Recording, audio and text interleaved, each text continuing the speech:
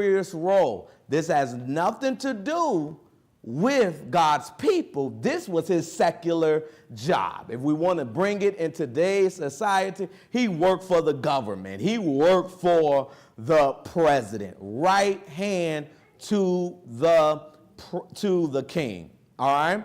In that role, he put his life on the line every day. That's significant all by itself. Somebody putting their life on the line for you every day. He also would protect the king. When the king had to meet with other officials or go out into the community, it was Nehemiah's role to scan the audience, to make sure that it was safe for the king to be present. And when Nehemiah gave the okay to the king would go. Nehemiah was trustworthy, and the king trusted him. All right? So if we want to dive into this book, we want to understand how does it relate to God's people. We must understand the role that Nehemiah played in. All right? Any questions? All right. Now, he was not only a cupbearer, but he was integrity, influence at the Persian court. So this is, we're going to talk about that in a few moments. This is during the Persian period, all right? This is during the Persian period. So in other words, as Nehemiah, he is appointed, he is integrity, he is influence in his role. Then also, he is later appointed. We'll see that, I believe, in the 5th chapter sometime. He's later appointed governor of Judah. All right, and we'll see that in the text. This is all government, secular roles that Nehemiah plays in. All right? So on your, I'm moving too fast. What you need? No, I was getting ready to take a picture. All right.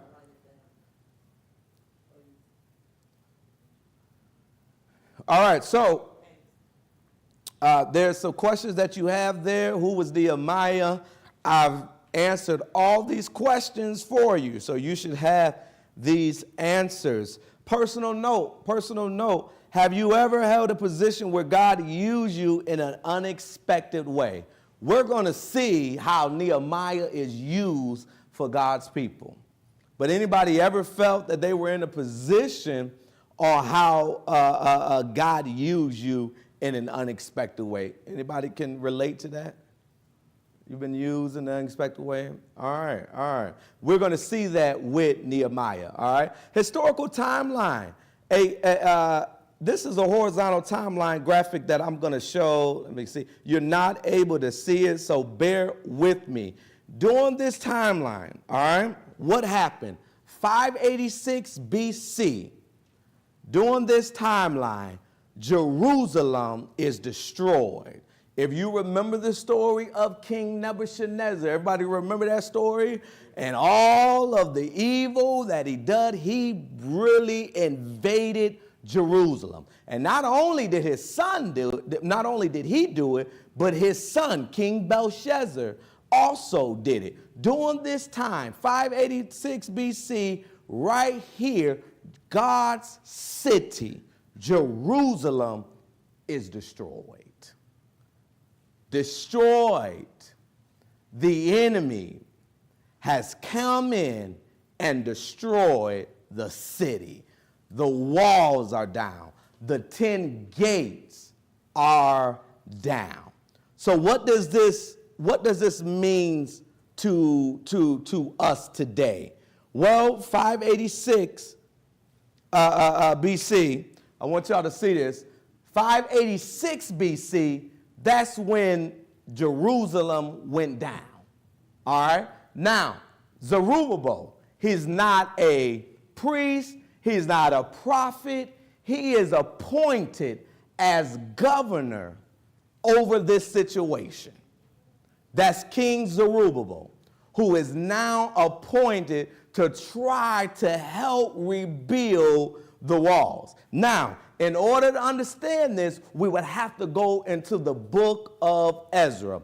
I said it earlier this morning, Ezra and Nehemiah is one book.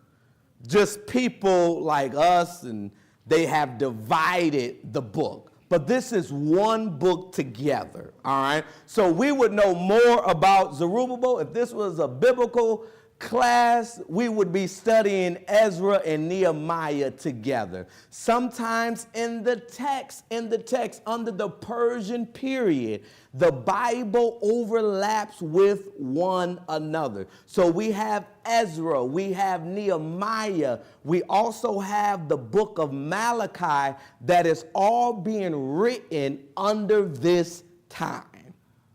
Okay, we're going to a little school tonight, but that's all right. All right, bear with me. Any questions of what I just said? Okay, well, you just walked in here. Don't you start with me tonight. You got your workbook? You got your worksheet?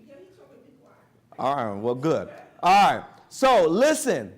So 586, what happened at 586? Jerusalem what? Went down. It was invaded, all right? That's around this period right here. All right, then Zerubbabel, he takes the first lead to regain God's people. Zerubbabel does that, all right? God's people during this period lost everything. This is like a wipeout in Jerusalem, all right? So you may say, you remember, what's that? Katrina, that was a wipeout in New Orleans. All of these, this is not compared to this. All right? You think that's a wipeout? I want y'all to really wrap your minds about what's happening to God's people in the city and how the enemy came and destroyed it. Most of the kings, majority of the kings, they were not God's kings. They were not God's men. You had kings, you had prophets, you had priests, you had the men of God. Not all the kings did the right thing. I want to put it like that, all right? So, here we go. We have Zerubbabel, who now, he reigns. And then maybe about 13 years later, we have Ezra. The book of Ezra talks more about this on rebuilding. Y'all remember that? I think that's Ezra chapter 3, chapter 4, rebuilding the walls, rebuilding Jerusalem. So Ezra comes on the scene, and now it's his job to restore worship. So you had Zerubbabel, who needs to come in and restore.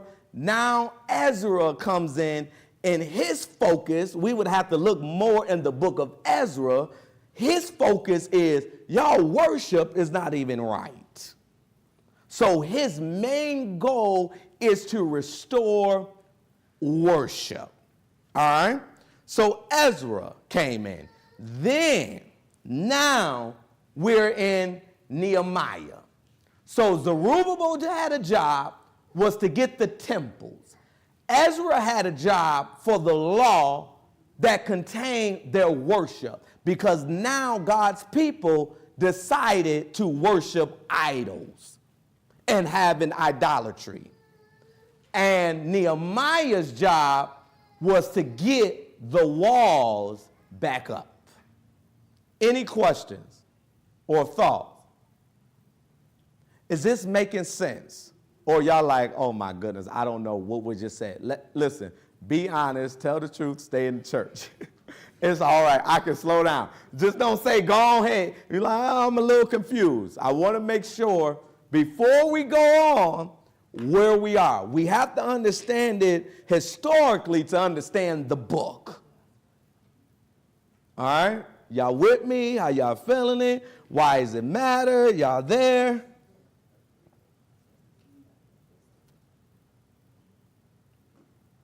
Y'all good? All right. So let's move on. The historical setting. During the Persian period, we have King Arzurdi. He is the king right now. He is the king. Nehemiah is the cupbearer to the king. All right? And then we have Babylonians, captivity ended. The captivity has ended. 3 major returns. We talked about Zerubbabel, Ezra, Nehemiah. 3 major concerns. Now, when we look, I want to make sure, when we look at these 3, Zerubbabel, the temple he needs to get back in place. Ezra, worship needs to come back in place. Nehemiah, the wall, the identity, God's protection, unity needs to come back into place. And then we have Nehemiah. Now, under here, I think I just mentioned before, I want to make sure I'm clear. Under the Persian period, we have Ezra, Nehemiah, Esther. Some later parts, you will see Daniel. To understand how the walls went down, you have to go to Daniel chapter 5. Actually, Daniel chapter 4. Daniel chapter 5 is King Belshazzar. All right? And then we'll see a little bit in Haggai, a prophet. We'll see it in Zechariah. And what was the last book that we studied? Malachi. All right? All these books are written during the same time, under the Persian period. All right? So we will say, hey, oh, this is Nehemiah, and then Malachi is way down here. So in our minds, we think that was written at a later time. No, it was written all together. And you would see that if you read each book. Okay? All right. The condition. Let's wrap our minds behind this. The condition of Jerusalem. What was Jerusalem known for? Anybody? Jerusalem was what? The marketplace. You said what? The walls. Yeah, the walls. But how did God, let me rephrase this. How did God view Jerusalem? Huh? God chose the city. Anybody else want to take a shot at it? It's not a trick question. I'm just trying to get y'all to talk back to me. It's not a trick question. Jerusalem was a special place for God. Was a special place in God's heart. All right? So, we're going to talk. This is just the overview. The condition of Jerusalem. The what are broken? Walls are down. That's a big no-no right there. The walls are down. What else? Gates are burned. Yes. Yes. The enemy has come in. Look, the walls are broken. The gates are burned down. When walls are broken, that means you are not safe. That means you have no protection. That means you don't have no guardian there. It's a free fall. This building will not be a building without walls. Your home would not be a home without walls. The walls were broken. So that means the enemy can just walk right on in. How many of us just allow the enemy just to walk right on in on us? How many of us allow Satan, we leave the front door wide open, and he just walk right on in? Huh? So in all reality, not only are the walls are broken around the city, because that means that there was protection amongst God's people. So the walls are down, but then also the gates. Let's go to Nehemiah chapter 1. Let's look at scripture real quick. The gates. In Nehemiah chapter 3, there are 10 gates that are described. We're going to talk about that in the next few weeks because those gates represented something. Nehemiah chapter 1, verse number 1. Who has it? Somebody shout it out. Nehemiah 1:1. The words of Nehemiah, the son of Hilkiah, and it came to pass in the month of Chislev, in the 20th year, and I was in Shuhan, the palace. Keep reading. Go to. I really want to camp out at verse number 3. Well, no, you got to get number 2. You got to get number 2. Verse number 2. That Hanani, Uh-huh. one of my brothers, One of my brothers. This is his position. Read. This is Nehemiah's writing. Look. Came to him. and certain men of Judea, All right. Certain men of Judea. The tribe of Judah.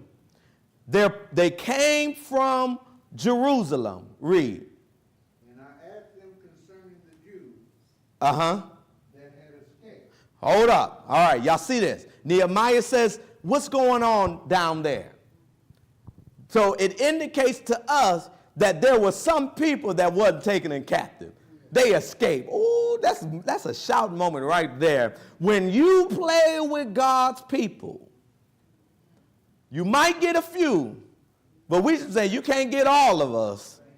And God makes a way out of no way. Now, the enemy should have got everybody. Nehemiah hears this. Y'all remember, you might have cousins down south. You call them up and say, how things going on down in Florida? That's what Nehemiah asked. How things going in Jerusalem? Some scholars say that Nehemiah was aware of this, but he wanted to know if they were going to tell him the truth. Some believe that Nehemiah did not know. And he's just asking to say, how are my brethren doing down in Jerusalem? But thank God that somebody escaped. Now, there were more than one because it said some brethren. We don't know how many, but we know that it was a few of them that got out. What did they say? Keep reading, Brother John. Which were left of the captivity. Uh-huh. And concerning Jerusalem. Uh-huh. And they said unto me, Uh-huh. the remnant that are left of the captivity there What is left there, in the province uh-huh. are in great affliction and reproach. Y'all see this? Great affliction, great approach. What else? The wall of Jerusalem also is broken down. Y'all see that? Are y'all seeing this? The walls of Jerusalem is what? Broken down. And then what? And the gates thereof are burned. Somebody burnt the gates up. Oh, my Lord. The gates connected to the wall. Those were the main entrance. 10 gates surrounded Jerusalem. Burned down with fire. Read. And it came to pass, Uh-huh. when I heard these words, that I sat down and wept. Y'all see that? He heard. He heard. When he heard this about the people of God, it brought tears to Nehemiah's eyes. That's what that's what happens when you are family. When you know things are not right, it ought to bring tears to your eyes, especially concerning God's church. If it don't bother you, and I get it, everybody deal with, they don't try to get on. At the end of the day, if whatever don't go on in here as people of God don't bother you, then you need to recheck your relationship with God. Because let me tell you something, when one weep, when one is hurting, when one is happy, when one rejoices, we all rejoice. So Nehemiah, and we get into a mindset, well, that ain't got nothing to do with me. Are you not a part of this fellowship? Are you not a part of this fellowship? Now, if you're not a part of this fellowship, then God be with you, God bless you. But if you are part of this fellowship, anything that goes on in here can bother you, especially when it's not of God. Nehemiah is broken of what took place in Jerusalem. All right? Spiritually, he's at a moment where he had to fast and pray. We talked about that this morning. I don't have time to deal with that tonight. But it was a moment when we talk about fasting. We don't talk about it as Church of Christ, but it's a time for us to reset. And sometimes the church got to reset, and sometimes you got to reset. Reset means reflection with God. That means start over. Sometimes them little smartphones, you got to reset. Sometimes these computers, you got to reset. Because sometimes you can do so much, you can wear yourself out physically, and then you emotionally, you're not even spiritual connected to God. I know y'all wasn't ready for this, but I'm going to give it to you anyhow. So listen here. Listen. Here, the walls are down. That means they were surrounded by hostile groups. The Samaritans invaded Jerusalem. The Ammonites invaded Jerusalem. And now you have the Arabs who are now, they're all surrounded and they just having a good old time with them because they are saying, we're going to tear this city up. We're talking about God's city. I said, you're talking about God's city. You're talking about God's people. You're talking about God's people. And you ought to be careful. Let me tell you something. Do anybody fear God? Yes. Do you fear his church? Yes. Because I want to remind us all, be careful how we treat one another. Amen. Be careful how you try to treat the church. Don't mess with God's people. You mess with one of us, don't mess with God's people. All right? All right, so that's the condition of Jerusalem. This book, the purpose of this book. What's the purpose of this book? Rebuild walls. That's the purpose of this book. This book, Nehemiah, this is a personal record of God's call of Nehemiah's obedience. Rebuild walls and restore identities. And I want to make this clear. Nehemiah's role is not an easy role. As a leader, those are not easy tasks to fulfill, especially when you're God's leader. Now, some of you all may be managers or supervisors on your secular jobs. That's excellent. But let me remind you, when you work for God, it's a different kind of ball game. Nehemiah, what he's about to enter in is a rigorous period of time to where he ain't got time to be playing with nobody. Am I making myself clear? Look at this. Nehemiah says, I got to help rebuild these walls. Everybody couldn't do what Nehemiah was called to do. If that was the case, everybody would have been trying to do it. It don't work like that. So the key points: rebuild the walls, restore identity. He had to focus on a covenant renewal. When you're working for God, when you're working with God, it's a covenant. It's a covenant renewal with God. National identity. Listen, people in Jerusalem are depending on a leader to help them rebuild the walls.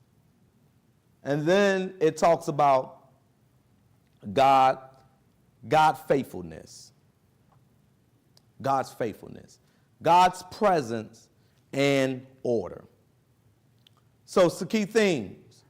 Do I need to go back? I'm sorry. Am I moving too fast? Well, y'all got to say, brother. I get in the, just say, Brother Mitchell, slow down. That's all you got to say. I will most certainly slow down for you. Is that all right? Did y'all get that? All right. All right, the theological themes. God-led leadership. Two things. Nehemiah wasn't the people. He wasn't reporting to the people. He was reporting to God. His role as a leader, his responsibility was to do God's work. Yes, sir. That's what was important about Nehemiah, was that he knew he had God had his back. Yeah. Even working with King,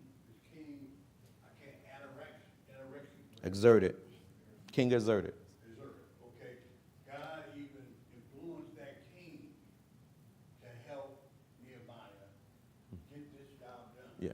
Don't go ahead of me now. But yeah, you're right. Don't go ahead. I'm going there. But yeah. No, you're, boy, bro, the sister did it to me this morning, and now No, I get you. No, but you're absolutely right. Because what Billy's about to say is Nehemiah had to go do God's work. But hold on real quick, since you want to go there, Billy. He had to get permission from the king first to do God's work. Hold on. Y'all know Nehemiah had a secular job, right? Cupbearer. But Nehemiah said, I'm risking to leave my secular job to go make sure the people of God is all right. Yeah, I know that sacrifice. And I ain't asking nobody to, everybody got to work. I'm not neglecting nobody got to work. However, in leadership role, God's people comes first. Yes, sir. And as I'm understanding it, Nehemiah being the cupbearer, he was under God's protection Absolutely. in the first place. Absolutely. Because since he tasted the food, Yep. he tasted whatever the king was supposed to drink, Mm-hmm. God had him protected anyway. Yep. So Nehemiah had a dual purpose. Mm-hmm. God protected him so that he could rebuild and do everything else that God wanted him to do. Yeah. So I want everybody to understand, and what Billy was about to allude to, I believe, and what John is saying. Nehemiah had a task to do for the people of God. And he says, King, I need to go and help the people of God in Jerusalem. His heart was with the people of God. Yeah, he loved this job, a high job, high-paying job. But he says, my heart is with the people. And you can show up and do all that, but my question is, where is your heart? Where is your heart? Where is your heart? Yeah, we can come here on Sunday. We can come here on Wednesday. We can have a good time. We can laugh. Where is your heart? Nehemiah's heart was for the people of God. All right? So God controls of history. We'll see that prayer. We're going to see Nehemiah was a praying man. You couldn't stop Nehemiah from praying. He was devoted to praying. All right. Authorship and composition here for Nehemiah. Nehemiah, the first 7 chapters is written in first person style. It's a memoir. All right. We see that this is personal for Nehemiah. Nehemiah is writing. When he says, I fasted, I wept, this is personal. All right. So we know for sure, I believe that Nehemiah wrote the first 7 chapters. All right. Now, the latter chapters, it is possible that he did not write those chapters. It's possible, some scholars believe that it was written by Ezra, and you can see some of that because of the language changes in the remaining of those chapters. All right, the outline of the book we're going to see in chapter 1 and verse number 2, which we're going to dive in more on Sunday. We see the Nehemiah's call. Nehemiah was called to do God's work. Everybody is not called to do God's work. If you disagree, raise your hand. I know you ain't going to raise your hand. It was like, you ain't going to embarrass me. Well, you come see me afterwards. But everybody is not called to do God's work. Nehemiah here, we'll see in chapter 1 and chapter 2, he was called to do God's work. Then we see the bulk of the chapter, chapter 3 through 7, we will see the wall reconstruction. We will see that Nehemiah gets on the wall. He worked. He encouraged other brethren. He didn't do it by himself. He had able brethren to help him rebuild the wall. And then chapter 8 through 10, spiritual renewal, which we all need at some point. All right. Any questions? Any questions on what I just said? Now, on your worksheet, you should have been able to answer all of the questions. Chapter 11 to 13. I didn't get there yet. Yeah, no, I ain't get there yet.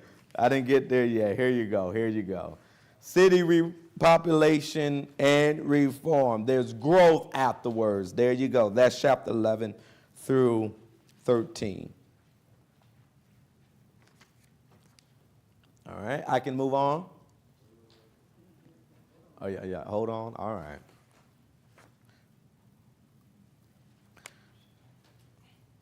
I want to make sure everyone gets this. It is 15 past the hour, so we're doing good on time. We're going to end momentarily. Y'all good? Everybody got it? All right. Why study? Why? You always have to answer this to you. Why? Why study the book of Nehemiah? Well, number one, leadership in adversity. Leadership in adversity. Nehemiah teaches us under this theme how to lead prayerfully first, then strategically, and then he gives us the courage when systems are broken. And right now, systems are broken in Jerusalem. And he needed to come and rebuild the walls. All right? Hope for rebuilding. The idea for churches to recover after spiritual, financial, or moral decline. Rebuilding didn't just involve the brick and mortar. It didn't just involve that. The rebuilding it requires vision, unity, and conviction. That all requires rebuilding. So it was more than all that. I might have to separate that Bryan family over there. Look. Oh, I wish this was real class. One thing, one of my professors, boy, he'll just call us out. But she's carrying an extra one, so we'll give her grace tonight. So hope for rebuilding, and then we have faith plus vocation alignment. In other words, Nehemiah, I want to ensure to you all, Nehemiah was not a priest. He wasn't a prophet. But he was a man of faith. And his heart was for the people of God, in despite of his position as a cupbearer to the king. All right? Any questions? Any section? I got a few minutes. Any section that you was confused about? And of course, you don't have to say it right now. You can call me later, call me tomorrow, talk to me after class, but anything that I need to explain further. Did you understand this? We're going to dive deep into this. Any questions? Man, when y'all don't ask questions, I think I'm doing a good job. I mean, yes, sir. One of the, I'm sitting and reading while we study. Uh-huh. Nehemiah. One thing that we need to look at for ourselves is the attitude Nehemiah had, not only to the love of God, but to the love of God's people. Mm-hmm. For him to want to take on this large task and trust in God. Mm-hmm. To the point where, I think it's over, I know you ain't got it yet, but over chapter 6, how Nehemiah shows that, hey, I ain't gonna let nothing. Hold on, yeah, don't go there now. That's week 4, man. That's the good part. No, go ahead. I see what you're saying. No, yeah. Just that attitude. Yeah. Nehemiah chapter 6. I'm not Yeah. gonna, I'm gonna stand firm I'm on the wall. until I complete this task. Yeah. Because that's how much I love the Father. Yeah. No, you're right. You're right, Brother Billy. Yes, you're right. All right. Reflection for you. Closing reflection for you. What is God calling you to rebuild? What is broken in your life? What needs to be rebuilt in your life? Your personal life. You could just say, hey, I just need to come to Bible class. I need to rebuild my prayer life. Whatever you feel that needs to, I need to read more. I need to be consistent in my walk. It could be anything that needs to be rebuilt in your life. All right? I appreciate you all to bear with me. I know it was a lot of context. I hope I said something to encourage you as the people of God, as we strive to look in this text and to really apply it to our lives. On Sunday, we will dive deeper in Nehemiah 1 and 2. Nehemiah 1 and 2, we will dive deeper into that and talk about the walls are down. The walls are down, and we got to get those walls back up. We got to get those walls back up. Appreciate you all tonight, and I pray that you all have had a wonderful, wonderful day, week so far, midweek. And it's good to see you all on tonight. It's good to see you, Sister Julie Dent. It is so good to lay eyes on you. We have been praying for you during your time of bereavement. As you all had known, she just funeralized her mother on last week. So we want to continue to pray for her and her family during this time. But it's good to see you, sis, and just know that we are continually praying for you. Let us also keep Sister Cole and that entire family in our prayers as she lost her sister on last week as well. We want to continue to pray for them as well. A lot of death didn't touch this congregation So we want to be mindful of that. We want to continue to pray for Sister Dorothy family, Sister Barbara Davis family. We want to continue to pray for them as they memorialize. There will be a memorial service here this coming Saturday. For Sister Barbara Davis' son here at the church building at 12 o'clock. I believe 11 is the greeting of the families and fellowship, and then promptly at 12 we will begin the memorial service for Sister Barbara Davis' son. So if you are available, I ask that you will come out and support this great family. Let's continue to pray for Sister Davis. I mentioned before, we are living in a world, in a society where parents are funeralizing, memorializing their children. And I can't ever imagine in my life to funeralize a child. So this was her son, and we just want to continue to pray for her during this difficult time. And you say, well, Brother Mitchell, that's her, yeah. Well, be careful, because you never know what can knock on your door. So just keep her. If you a parent, you know how it is. Just keep her in your prayers. At this time, any prayer requests? Any prayer requests? Yes, Sister Michelle? We are asking for prayer for our mother, the original OG, Sister Saunders. She will be having hip surgery on Friday morning. Okay. So just praying for a successful surgery and road to recovery. Yeah. Brother Smith? I'm asking for a prayer for a friend of mine by the name of Don. Mm-hmm. Come to find out he has blood clots in his lungs. But God is good, and they're providing him with the medication to help him clear that up. And I'm just going for the prayer for him. Okay. I get you. Go ahead, sis. Go ahead. Prayer for Anthony and my sister Wanda. Yes, okay. Okay. I would like to pray for the Hilton family. They had to turn their mother off, turn life support off of their mother today. And that's a young lady of 47 years old.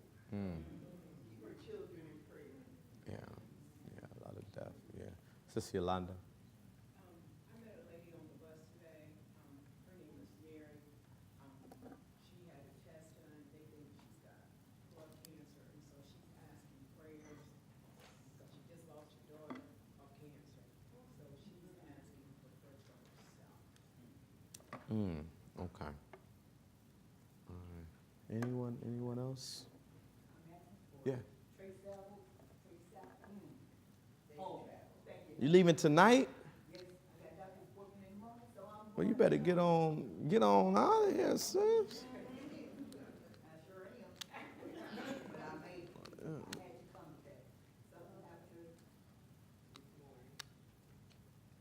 It's all right.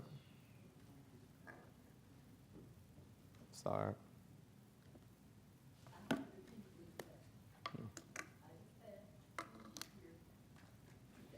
It's all right. Hey, I'm gonna be honest, y'all. You just look around. Should be more people here on Wednesday night. But if somebody can travel for 2 hours for Bible study, and some of y'all live 10 minutes away from here, I mean, I'm just calling it like it is. So, appreciate you, sis.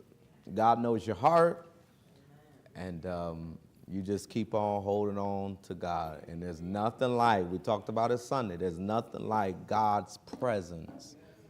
You need to be in God's presence. So, any other prayer requests? All right. Well, Lord's willing, we will see each other on Sunday morning. Have a wonderful, wonderful week, and be productive and stay safe in this world, because this is a crazy world that we're living in. So just tragic all over, even in our own city, but there's tragic just all over. You turn on the news, you're going to see something. So we just want to keep this world in our prayers. Is that all right? All right. I'm going to ask Brother Josh if you can close us out in prayer and remember those in our prayers, and Lord's willing, see you all on Sunday morning. Let's stand. Yes. Y'all see, I'm sorry. Y'all forgive me. I was early today, and we forgot about it. What you got? You got one. Demonic. You need a mic? Give him that microphone.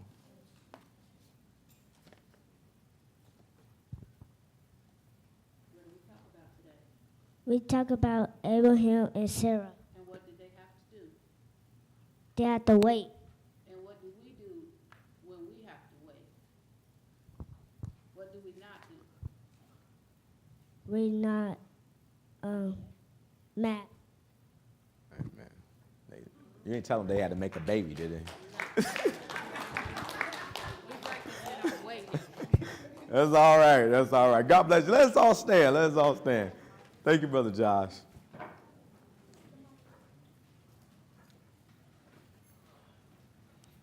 Let's go to God in prayer.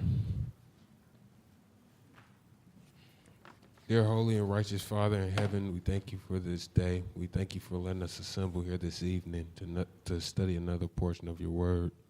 We thank you for Brother Mitchell, who facilitated and had a ready recollection of the things that he studied.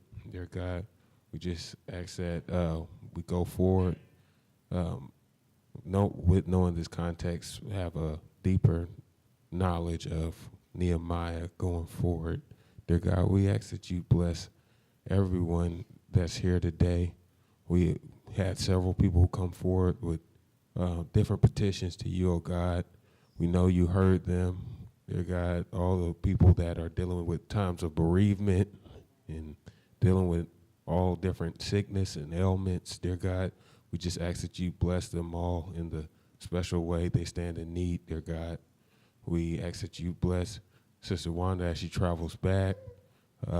We all go through many things, dear God.